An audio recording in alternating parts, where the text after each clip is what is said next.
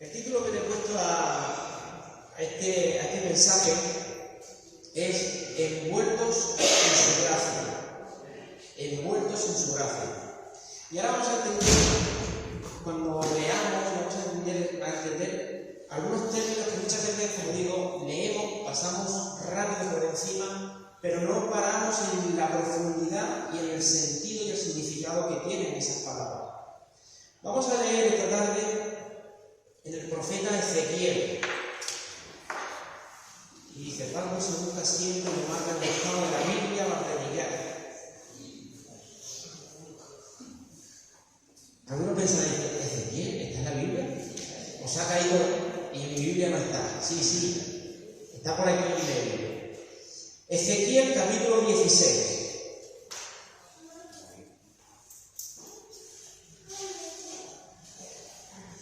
A veces leemos y leemos muchos nombres raros, leemos muchas palabras raras, y enseguida es la tendencia del ser humano, enseguida desconectamos nuestra tradición. Pero como he dicho, hay palabras que tienen un significado y una importancia tremenda. Ezequiel capítulo 16, versículo del 4 en adelante. Y dice así. No, vamos a leer el 3. Dice: y di, así ha dicho Jehová el Señor sobre Jerusalén. Tu origen, tu nacimiento es de la tierra de Canaán. Tu padre fue amorreo y tu madre hetea. Y en cuanto a tu nacimiento, el día que naciste no fue cortado tu ombligo, ni fuiste lavada con aguas para limpiarte, ni salada con sal, ni fuiste envuelta con fajas. No hubo ojo que se compadeciese de ti, para hacerte algo de esto, teniendo en ti misericordia, sino que fuiste arrojada sobre la faz del campo, como menosprecio de tu vida, en el día que naciste. Y yo pasé junto a ti, y te vi sucia en tus sangres, y cuando estabas en tus sangres, te dije: vive. Sí, te dije, cuando estabas en tus sangres, vive. Hasta aquí. Para entrar un poco en situación y contexto de lo que hemos leído, aquí esto es una parábola que Dios le da al profeta Ezequiel, que tenía que transmitírsela, esa enseñanza hacia el pueblo de Israel, porque el pueblo de Israel estaba en unas condiciones de lo más probable que había, porque ya más bajo no se podía caer. Y es una parábola que enseña en qué situación estaba Israel, pero en qué situación nos podemos encontrar nosotros. A veces vivimos en una situación que nos rodea de tal manera que nos deja tan humillados, tan tirados por los suelos, porque nos sentimos tan poca cosa en la vida, que esta parábola muchas veces viene al pelo, como se suele decir, para aplicarla a nuestra vida. Aquí está hablando, toma como figura una niña que es nacida, pero que es despreciada. No recibe los cuidados que necesita cuando un bebé nace. Y aquí, como nación, se está dirigiendo al pueblo de Israel, pero también como nacimiento, como hijos de Dios, como hijos espirituales de Dios, también se está refiriendo a nosotros. ¿Por qué?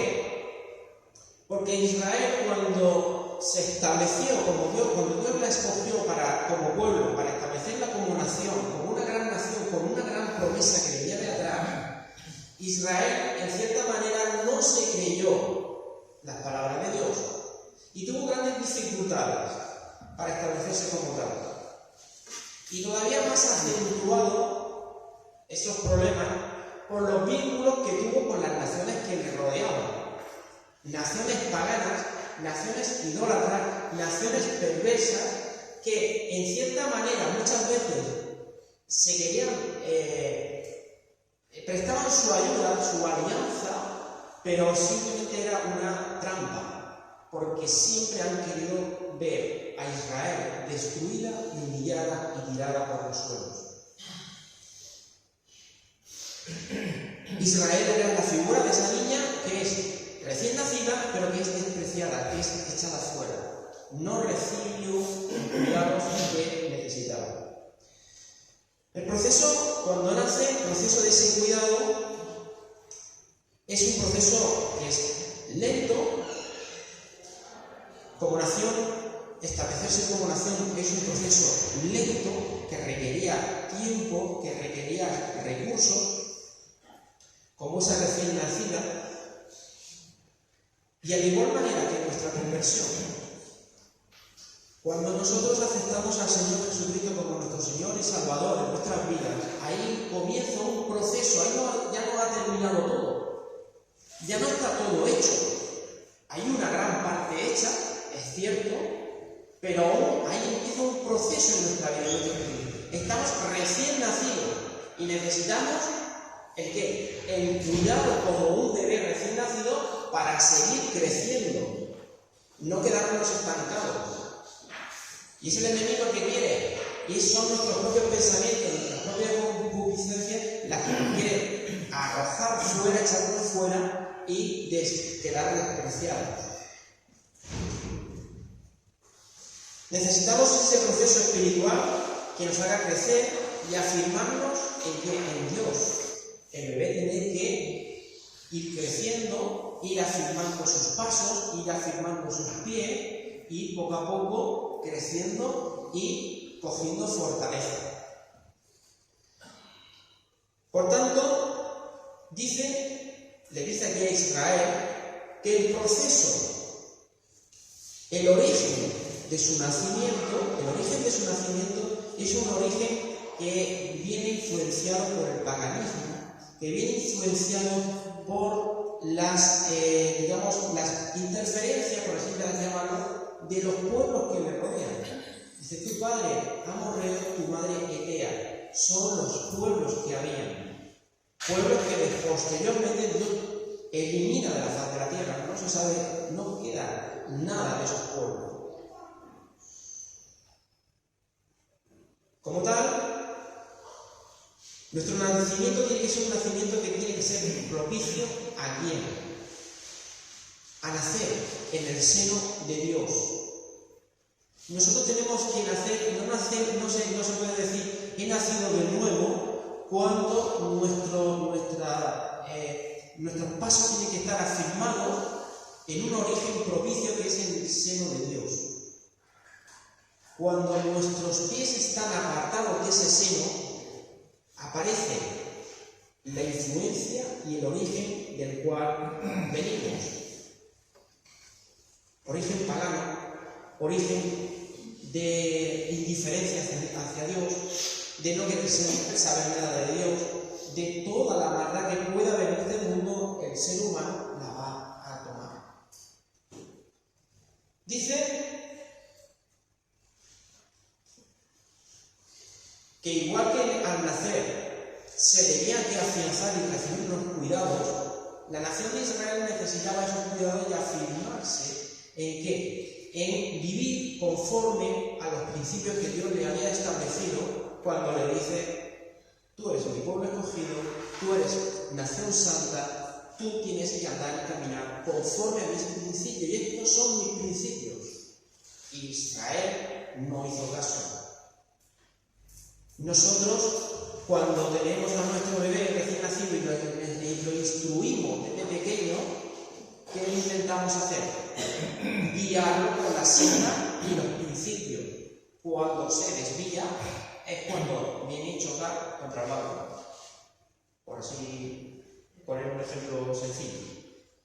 Dice en el versículo 4, no fue cortado tu ombligo. En otra versión dice, no fue cortado tu cordón umbilical.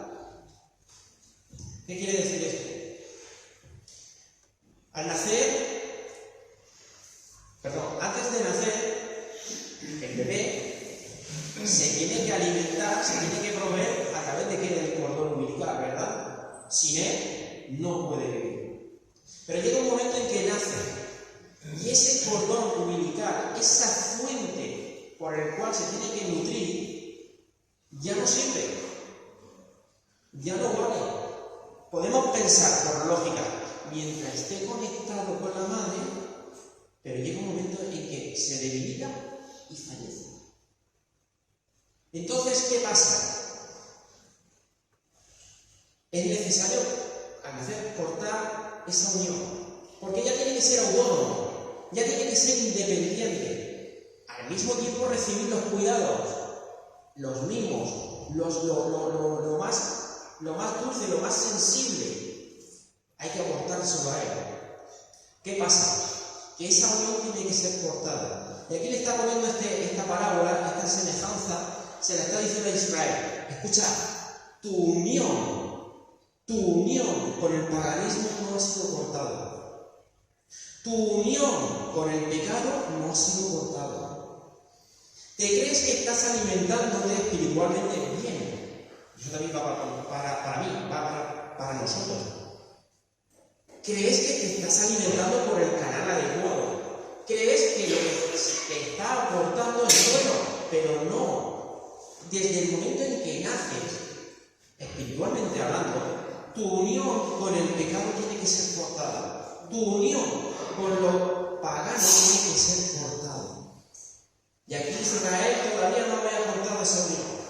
Por tanto, se estaba debilitando, se estaba quedando cada vez más débil hasta el punto de prácticamente de desaparecer como nación.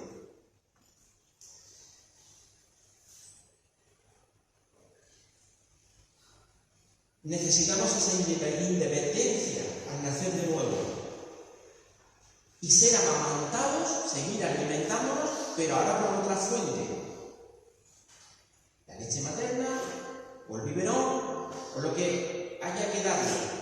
Pero es una alimentación independiente. Como creyentes, como nacidos de nuevo, necesitamos ser amamantados, cortar con los lazos que antes era el amorreo y el eteo, el pecado, pero ahora necesitamos la alimentación, ser amamantados por Dios.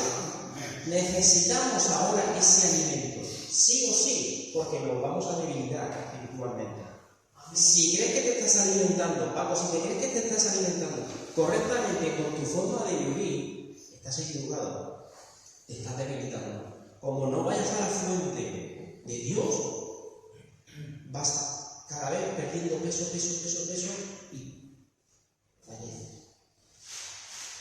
Dice también en el verso 4, no fue cortado tu cordón umbilical, ni fuiste lavada con aguas para limpiarte. Todo recién nacido necesita ser lavado. Necesita ser lavado, ¿por qué? Porque necesita quitarle las impurezas y necesita tonificar la piel. Esa piel tiene que ser regenerada, tiene que ser tonificada y quitar todo aquello que pueda traer consecuencias malas. Israel, a pesar de esos vínculos con las demás naciones, que era desechada, era abandonada, creía firmar pactos de amistad con naciones, con el amorreo, con el eteo, con el jebuseo, con todas las naciones que habían en los alrededores, pero en realidad aquellas naciones firmaban una cosa y hacían otra, porque lo que querían ver era despreciada, desechada y tirada por los suelos a la nación de Israel.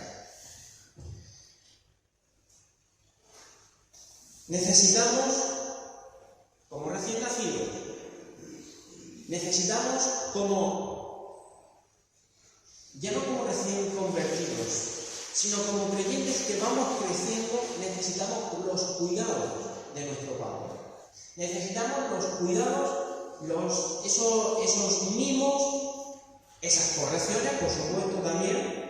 ¿Por qué? Porque nuestra piel espiritual necesita un fortalecimiento. necesita ser lavada, ser limpiada, quitar toda impureza que todavía nos queda. Porque al que piense que no le ha quedado nada, una vez que ha dicho, Señor, yo te acepto como mi Señor y Salvador, no, hay impurezas que se nos pegan todos los días. Y todos los días necesitamos ser lavados. Y a veces yo soy el primero que piensa que no, estoy perfecto. Fijaos, acordaos lo que le dijo Jesús a Pedro cuando fue a lavarle los pies. Dice, si no te lavo los pies, llevas impurezas. En los pies se te pegan, el caminar diario se te pegan impurezas. Necesitamos ser lavados continuamente. Es un proceso continuo. En 1 Timoteo 4:16, la trata de lo busque, yo lo leo. Dice, ten cuidado de ti mismo y de la doctrina. Persiste en ello, pues haciendo esto te salvarás a ti mismo y a los que te oyeren. Lo repito. Ten cuidado de ti mismo y de la doctrina.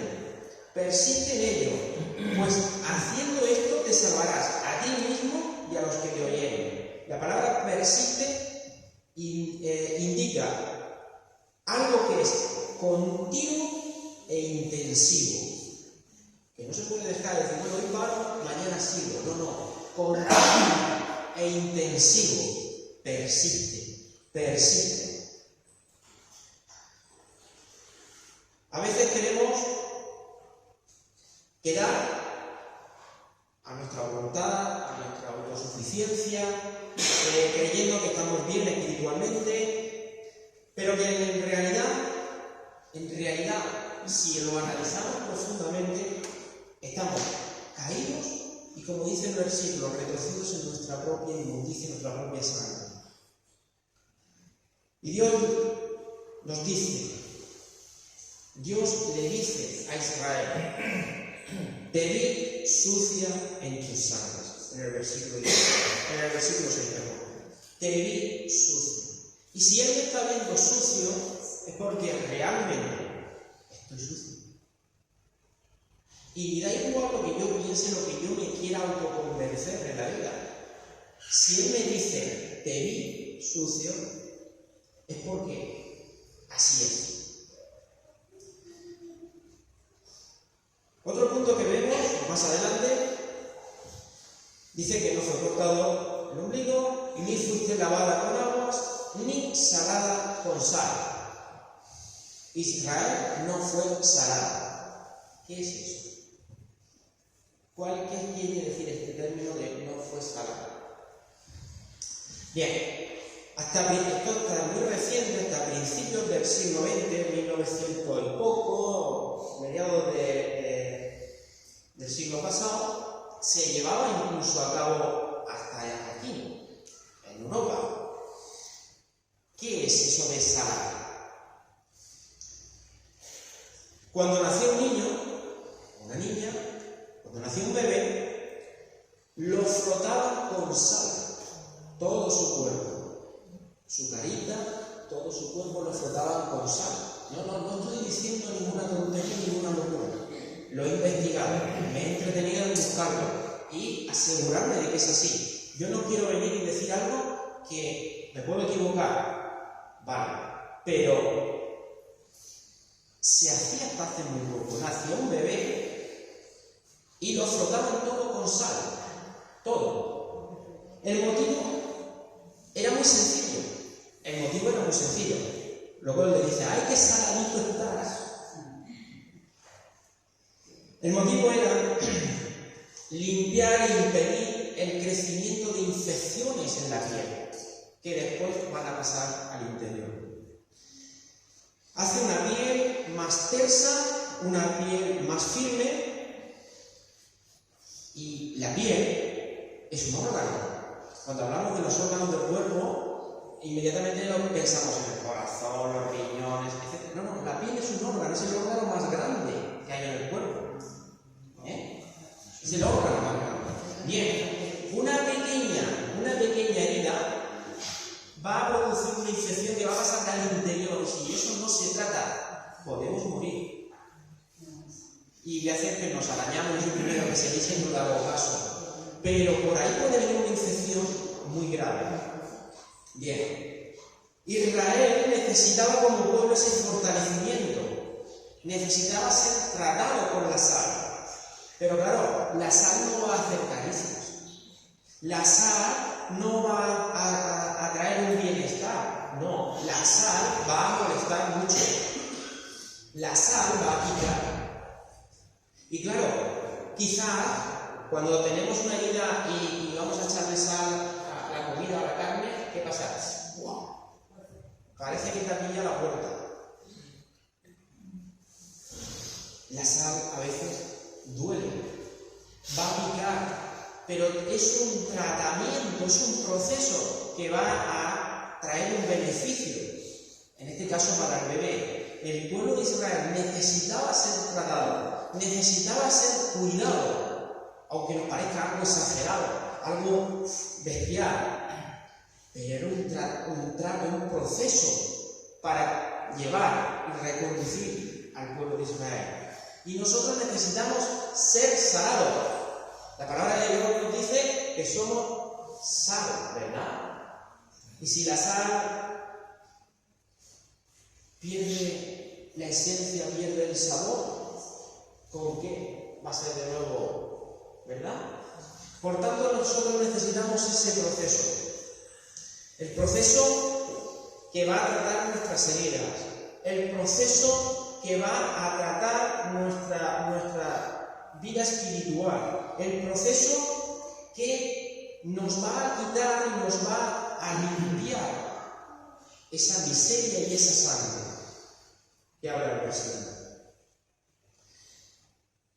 La sangre del Espíritu Santo nos va a curar, nos va a hacer estar más una piel espiritualmente hablando densa, más firme. ¿Para qué?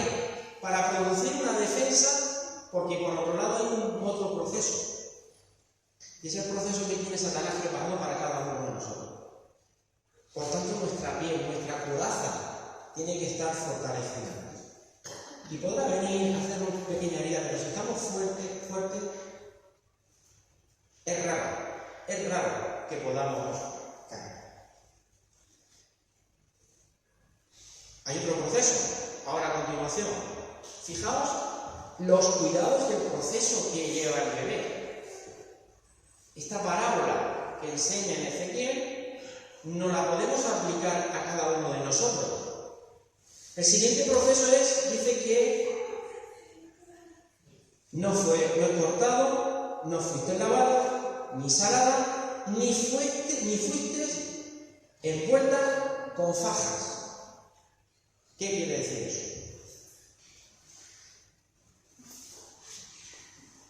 Cuando los magos de Oriente llegan y se presentan delante del lugar donde había nacido Jesús, dice la palabra, dicen los evangelios que lo encontraron en pañales. ¿Y dónde? En un pesebre. Esos pañales no son los pañales que nosotros pensamos que son. No son los pañales que yo le cambio a mi pequeñaja. No son los pañales. Esos no son los pañales. Era costumbre, y también hasta hoy en día se suele hacer, son costumbres que vienen de Oriente, de ese lugar de la tierra, y que ha llegado hasta Europa y ha cruzado el charco incluso. Y hasta hoy en día se sigue haciendo. Es costumbre que los recién nacidos no se le ponía un pañal y se acostaba, porque aunque fuese primavera, aunque fuese otoño, aunque fuese verano, un bebé recién nacido se enfría y se puede quedar hecho un pajarito, como se suele decir. ¿Qué pasa? Que eran envueltos con una gran tira de tela, con una faja. Todo el bebé era envuelto y era prácticamente un busilú, como digo yo. Envuelto de los pies hasta la cabeza, quedaba como momificado, todo apretadito, ajustadito. Solamente se veía envuelto y la cabecita fuera. Os viene a la mente más o menos la figura, ¿verdad? Así eran envueltos. Y claro, el bebé cuando lo dejabas acostado, el bebé se quedaba quietecito, no se movía. Y eso tiene un propósito. Y eso tiene una meta, que es que el bebé se sienta como en el interior de la madre. Como cuando está en el vientre de la madre. Se siente acobijadito, se siente tranquilo, calentito, se siente apretadito porque tiene poco espacio, y el bebé se queda muy tranquilo, muy sereno y duerme mucho más. Qué lástima no haberme enterado yo antes de eso. Pero bueno, lo voy a practicar ahora, a partir de ahora. Entonces, tenía un propósito: sentirse como en el seno de la madre. Relaja, tranquiliza, duerme, incluso aunque esté con los ojitos abiertos, está muy tranquilo, muy tranquilo, muy tranquilo. Así se encontraron aquellos magos a Jesús. Un bebé pequeñito y tranquilito en la cuna. El motivo: tranquilidad, seguridad, como en el seno de la madre. Como creyentes convertidos, como nacidos de nuevo, necesitamos aislarnos de todo lo que nos rodea, que nos trae mala influencia.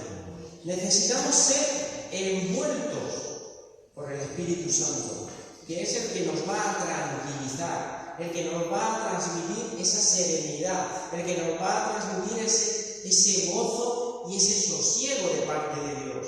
Necesitamos ser envueltos por Él, porque si no es así, nos vamos a enfriar.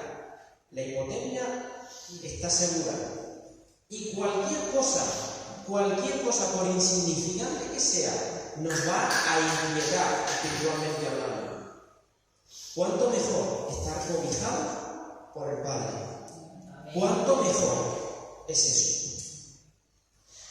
El proceso de nacer de nuevo nos va a traer paz. Cualquier cosa no nos va a asustar, como acabo de decir. Mi hija ahora hay cositas que pasa una mosca volando y dice: ay, papá, me da. No. ¿Por qué? Porque cuando su mamá la coge y la abraza, o su papá va y la abraza, entonces se queda tranquila. Se queda. Ya no pasa nada. Da igual que pase un avión, que pase un cohete. Da igual. Juan capítulo 3, verso 3 dice: respondiendo Jesús le dijo: de cierto te digo, si alguno no nace de nuevo, no podrá ver el reino de Dios. Cristo, Jesús, el Señor maestro de la ley, un maestro que sabía perfectamente toda la ley, los profetas, todo lo sabía. Y le enseñó que necesitaban el proceso y el trato del Espíritu Santo, que lo necesitaba, que él vivía como el pueblo de Israel, sin cortar lazos, vivía sin ser lavado, vivía sin ser frotado con la sal, sin ser purificado, y estaba viviendo también temeroso de todo lo que acontecía. ¿Por qué? Porque no estaba envuelto con el poder del Espíritu Santo. Y a veces eso mismo nos pasa a nosotros. Vivimos como creyentes, nos creemos que somos creyentes, nos creemos que somos los mejores del mundo, pero vivimos como vivía el pueblo de Israel, temerosos. Vivíamos de tal manera apartados, desechados.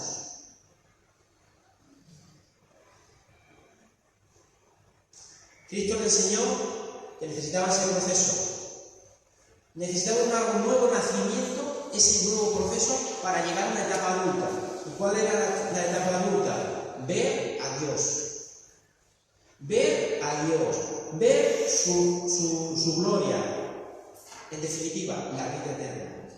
Le dijo: si no naces de nuevo, si tú no pasas este proceso, no vas a ver el reino de Dios. ¿Cómo puedo nacer de nuevo? Vamos a ver. zurro, por así decirlo. ¿Cómo vas a nacer de nuevo? Es evidente que no. Te estoy hablando espiritualmente. Tienes que pasar este proceso y lo conoces muy bien. Nicodemo, que conoces muy bien el proceso de Ezequiel, que lo conoces bien. Nacer de nuevo es estar dispuesto a un trato diario y continuo con Dios. Trato continuo y diario. Ese es el proceso. Yo no puedo dejar a mi hija, o su mamá no puede dejar a la pequeña sin cambiarle los pañales todos los días. No podemos dejarla sin darle el alimento. ¿Por qué? Porque pasa como la niña de la parábola. Es desechada y está debilitándose poco a poco. Nosotros no podemos dejar de alimentarnos y de lavarnos y de cortar lazos. No podemos dejarlo. Es continuo. Necesitamos la sal y las fajas que protegen, que nos endurecen, que nos fortalecen espiritualmente. Y voy concluyendo. Si yo preguntara esta tarde, ¿cuál fue el pecado de Sodoma? ¿Qué me contestaría? La inmoralidad sexual.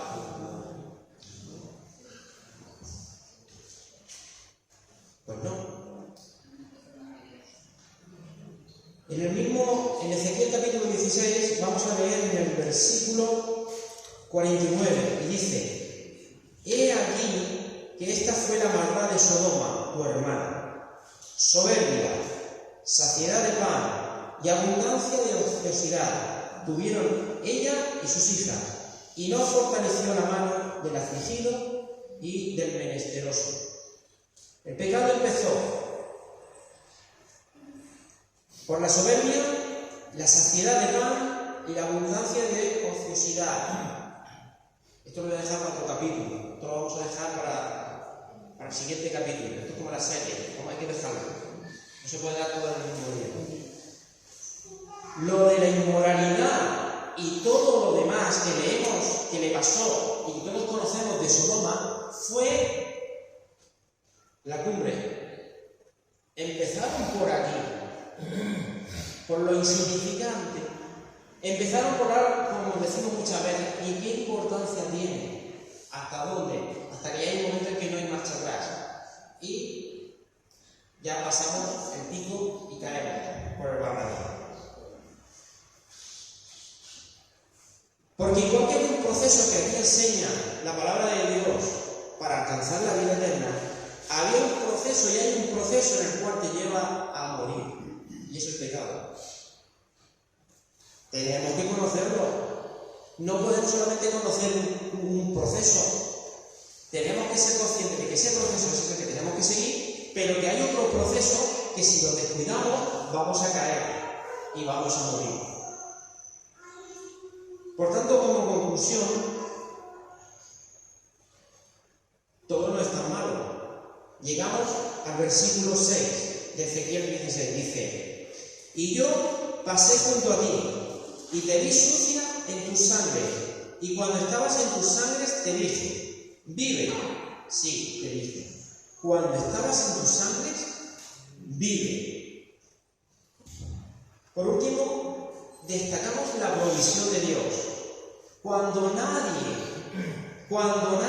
quiso saber nada del pueblo de Israel, cuando nadie quiso saber nada de esa niña de la parábola que estaba ahí despreciada, desechada, cuando nadie quería saber o quiere saber nada de ello, ninguno de nosotros, ahí pasa el Padre, ahí pasa Dios y dice: te vi en la condición en la que estabas, te vi en qué condiciones estás, sé en qué te estás retorciendo, pero ¿sabes una cosa?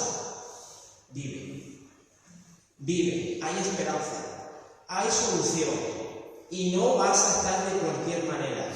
Vive. ¿Por qué dice y nos transmite esta palabra de esperanza y de seguridad? Mirad, porque nosotros no podemos, ni hemos podido, como el pueblo de Israel, pero sí que por medio del sacrificio de Jesús, en aquella cruz, cortó el cordón umbilical del pecado. Nos lavó con su sangre. Amén. Nos lavó con su sangre. Nos frotó con la sal. Porque al que le escoció fue a él. Al que le durmió fue a él. No a nosotros, no a mí. A él sí que le escoció. Y por último, él sí que estaba envuelto, pero al mismo tiempo nos envuelve a cada uno de nosotros, nos faja, nos hace ese arrullo, ¿vale? Para transmitirnos esa paz, ese gozo, esa tranquilidad, ese sosiego que necesitamos como hijos. ¿Amén? Amén. La palabra Zoé, vive, esperanza, misericordia y envueltos en su gracia. Amén. Así nos tenemos que sentir, así tenemos que luchar y seguir ese proceso, porque no va a ser fácil, pero sí es un buen proceso.